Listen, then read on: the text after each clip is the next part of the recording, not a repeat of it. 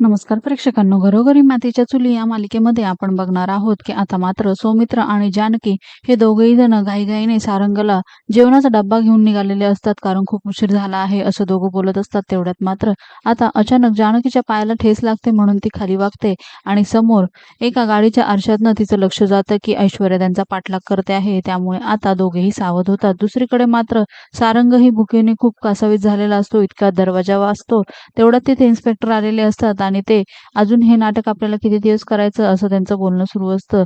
तर दुसरीकडे मात्र आता जानकी आणि सौमित्र सुद्धा घरामध्ये येतात. त्यानंतर आता लगेचच डब्बा हा इन्स्पेक्टरसाठी आणला आहे अशी समज मात्र आता ते ऐश्वर्याला करून देतात आणि ऐश्वर्याच्या लक्षात येतं की हिच्या आईचा शोध घेण्यासाठी ही या इन्स्पेक्टरला मस्का मारते आहे.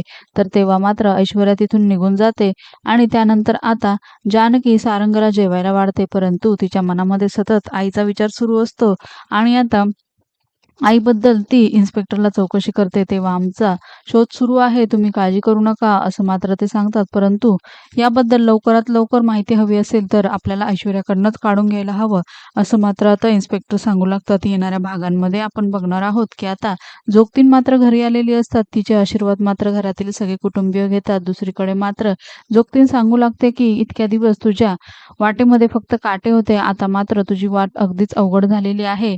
त्यामुळे तुला सावध राहायला हवं. तुझा भूतकाळ आता तुझ्या समोर येणार आहे आणि त्यावर तुझा वर्तमान आणि भविष्यकाळ ठरणार आहे. हे ऐकून मात्र आता जानकी अजूनच विचारात पडते. मालिकेच्या अशाच नवनवीन भागांसाठी आपल्या चॅनलला नक्की लाईक करा, शेअर करा, सबस्क्राईब करा.